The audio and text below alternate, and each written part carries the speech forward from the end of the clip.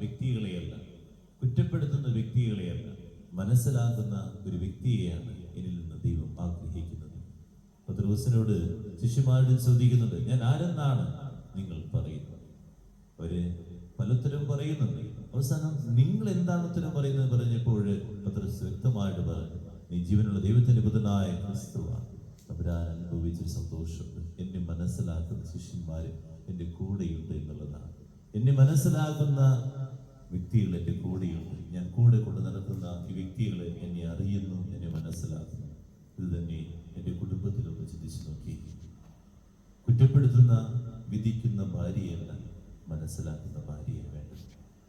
കുറ്റപ്പെടുത്തുന്ന വിധിക്കുന്ന ഭർത്താവിനെയല്ല, മനസ്സിലാക്കുന്ന ഭർത്താവിനെ നോക്കുന്നത്. അതുപോലെ കുറ്റപ്പെടുത്തുന്ന വിധിക്കുന്ന മാതാപിതാക്കളെയാണ്, മനസ്സിലാക്കുന്ന മാതാപിതാക്കളെയാണ് മക്കൾക്ക് വേണ്ടത്. ഇങ്ങനെ മനസ്സിലാക്കുന്ന വ്യക്തികൾ നമ്മുടെ കുടുംബത്തിലുണ്ടെങ്കിൽ ആ കുടുംബത്തിൽ സന്തോഷമായിരിക്കും ജീവിക്കും, അല്ലെങ്കിൽ അസമാധാനമായിരിക്കും. ആർക്കും അങ്ങോട്ടും ഇങ്ങോട്ടും മനസ്സിലാക്കാൻ പറ്റില്ല. എന്ത് ആശ്വാസമായിരിക്കുന്നറിയുമോ? അവിടെ നുണ എന്നൊരു വാക്കുണ്ടാക്കുന്നു. ഈ നുണ പറയുന്നത് എപ്പോഴാണെന്നറിയുമോ? എന്നെ മനസ്സിലാക്കാത്ത അപ്പനും അമ്മയും ഉള്ളതുകൊണ്ട്, ഭാര്യ ഉള്ളതുകൊണ്ട്, മുൻവിധികൾ കൊണ്ട് എന്നെ എൻ്റെ അരികിലേക്ക് കടന്നു വരുന്നത്. അതുകൊണ്ടൊന്ന് ചിന്തിച്ചു നോക്കുക.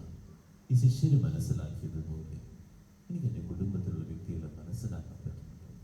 എൻ്റെ ഭർത്താവിനെ എന്തോരം ഞാൻ പീഡിപ്പിക്കുന്നു, എൻ്റെ ഭാര്യയെ ഞാൻ എന്തോരം വേദനിപ്പിക്കുന്നുണ്ട്, എൻ്റെ മക്കളെ ഞാൻ എന്തോരം വേദനിപ്പിക്കുന്നുണ്ട്. ഒന്ന് ചിന്തിച്ചു നോക്കി. മനസ്സിലാക്കുന്ന ഒരു വ്യക്തിത്വം ഉണ്ടാകുമെങ്കിൽ ദൈവത്തിൻ്റെ മുമ്പിൽ ഒന്ന് പ്രാർത്ഥിക്കുക. ദൈവമേ, എനിക്കൊന്ന് മനസ്സിലാക്കാനുള്ള കഴിവ്